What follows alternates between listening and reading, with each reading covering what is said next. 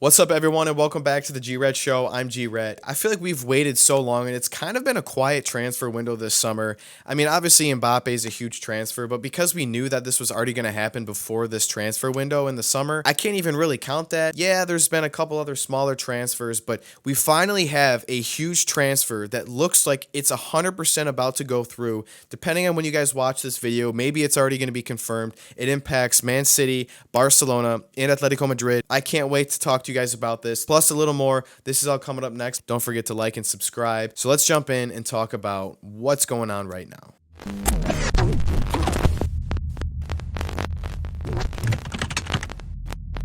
So it's almost confirmed at this very moment, at the end of the day, Monday night, Julian Alvarez to Atletico Madrid, 80 million euros. It hasn't been officially confirmed, but it looks extremely promising. And to be completely honest, I think it's great for Julian Alvarez. And it's great for Atletico Madrid. Now, I do want to talk about why it's good, but I also want to talk about the bad for Alvarez, the bad for Barcelona, and the bad for City. But first, let's talk about the good, and then we're going to get into the bad and then the rest of the video. So why it's good? Well, first and foremost, he's going to a very good team. Atletico is always a team that's going to compete well, where they're going to beat anyone or they're going to lose to anyone, right? They could beat Real Madrid and Barcelona or they could lose 3-0. But they're always a top 3 team in Spain. They're going to compete for the domestic tournaments. They're always going to make the Champions League. They're probably going to make the knockout round. So anything can happen, right? They've had a couple great seasons in the last several years. They've made a couple Champions League finals. They've won La Liga. So there is some good in that. I think it's better. I don't even want to say it's better for Atletico because they lost Morata. They needed a replacement. They signed their replacement in Julian Alvarez,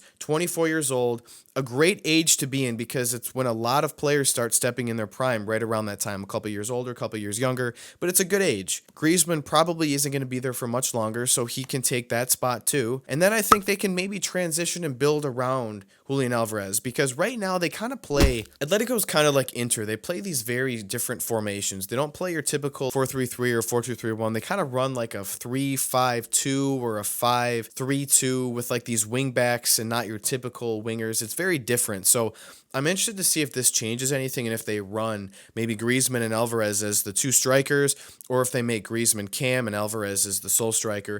I'm interested to see, but nonetheless, it's going to be great for both clubs because they have a top striker in the world now in Alvarez, who's fairly young. And then Alvarez, it's going to be great for him because he wants playing time in the big matches, which he hasn't received really at City. He's getting that now. So he's going to be the guy they go to, him and Griezmann, they're going to be the 2 main players that the rest of the team relies upon. So I think it's great for Alvarez, great for his confidence, and it's going to be great because he's playing under Simeone, an Argentinian coach, playing with some of his Argentinian teammates. I think he's going to be comfortable, and he's going to fit the Spanish style of football perfectly. That's why I think it's great. Now, the bad. Why is this a bad transfer? Well, for Atletico Madrid, I think the only bad is it's a decent amount of money, and you also have to figure out what you're going to do with Joao Felix, because there were talks that this was going to be a player swap, where Joao Felix would be sent to City, plus money, in return they would get Julian Alvarez. Now, I don't know if that's still on the table or what's going on with that, but you got to figure out what you're going to do with Joao Felix, and hopefully you can, you sign him in hopes that he was going to be this wonder kid. I don't want to say Alvarez is going to flop. I don't think so, but you just have to hope that he doesn't. Now, why is it bad for City and Barcelona? Well, Barcelona, I think a lot of people wanted to see Alvarez. If he left City, that would have been the perfect spot because Barcelona has so much young talent. The way that he plays fits their style perfectly. They need the long-term successor to Lewandowski. Doesn't look like they're going to get it now. We thought it was going to be Vitor Roque. I guarantee you, he doesn't play this season or he gets loaned out or sent somewhere else. It's a terrible situation for him. The whole situation from Barcelona, it's terrible. And now we have Pau Victor. Hopefully, a lot of hope that he could be a really, really good player and potentially be the successor. But I think most of us would have wanted to see Julian Alvarez. And it's a shame that not only he's not coming to Barcelona, he's going to a rival, Atletico Madrid, one of the better teams in Spain. So that's a bummer. Even if they didn't sign him, Barcelona had no chance because they want to sign Dani Olmo, they want to sign potentially a CDM, and they definitely want to sign Nico Williams. You wouldn't be able to afford Alvarez as well. It would have been impossible unless they came into some insane amount of money. So I just think it just with the economic conditions of the club, it was just the worst time possible. And unfortunately, I don't see him signing a short contract with Atletico, so I don't think he's ever going to be able to find his way to Barcelona. So big bummer there. I did want to see him go to Barcelona, but nonetheless, I am happy for him because I'm a huge fan of Alvarez, and I want to see him succeed wherever he goes. Now, in terms of City, luckily they have all the money in the world. They just signed Savinho, the winger from Brazil. I believe that's how you pronounce his name right. If I didn't, I apologize, but great signing there. But they do lose a lot in Alvarez because he does give them a lot of minutes. And if KDB's injured, he can play as a cam. If Haaland's injured, they throw him up top. He can sub both of them off. He can play on the wing if he wants. So they do hurt in that aspect. He's a player that they can rely on if he comes off the bench. Now, I think as long as Haaland and Alvarez were at City, unfortunately, the way it is Alvarez is going to be in the shadow. And I understand it because Haaland, from an athleticism standpoint, is huge. He's like 6'3", big guy, strong, fast. He finds the net. He scores. He's not the best footballer. He's not even one of the best footballers in terms of footballing ability. He finds the net, and he's going to score a ton of goals. Now, I'm not saying that he's a better all-around player than Alvarez, but in terms of scoring goals, yeah, we're gonna give it to Erling Haaland 100%. I just think it's an unfortunate situation for Alvarez because I don't think we look at him sitting on the bench at City and be like, oh, he's not a good player, he's a bench warmer. No, we think of him as a class player. It's just unfortunate that he's behind arguably, the best goal scorer in the world, or one of them. But City might hurt when they need to rely on somebody else, or when someone gets injured and they need a real striker. Unless they can sign someone else, I think they're going to hurt by losing Alvarez. But at least they're going to get 80 million for him, so I think that's great. Now, a lot of people are kind of criticizing Alvarez in this situation. Some people are saying, oh, good for him, he can just go to Atletico and retire because he already completed football, or oh, it's a good move, or it's a bad move, it's a waste of a move. You can look at it any way you want, but at the end of the day, Barcelona couldn't afford him. Harry Kane's at Bayern Munich. You have Real Madrid. They didn't need him, right?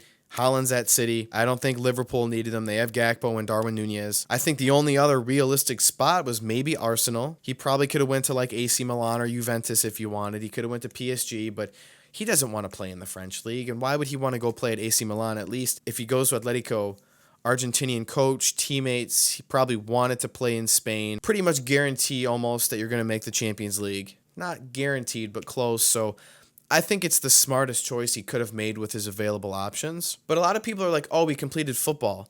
He probably doesn't think of it that way because there's a quote. I don't remember if I already said it, but I'm going to throw this on the screen. It was a quote from him basically saying that, I've gotten a lot of minutes at Man City, but not in the big matches.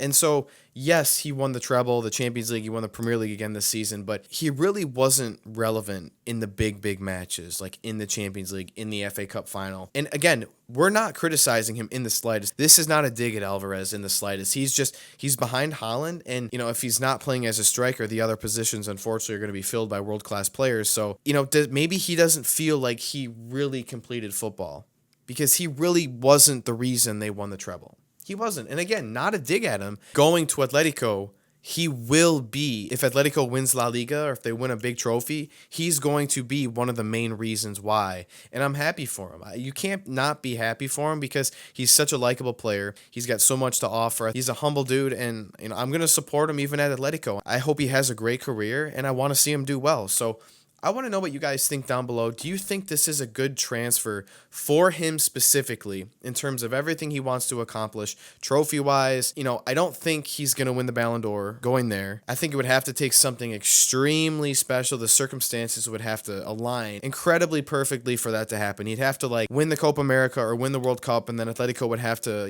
win one or two trophies. He'd have to score a ton of goals. It'll be really tough for him to win a Ballon d'Or. It'll be really tough for him to win La Liga or the Champions League, especially with Real Madrid and their, the dominance that they look to have on paper right now.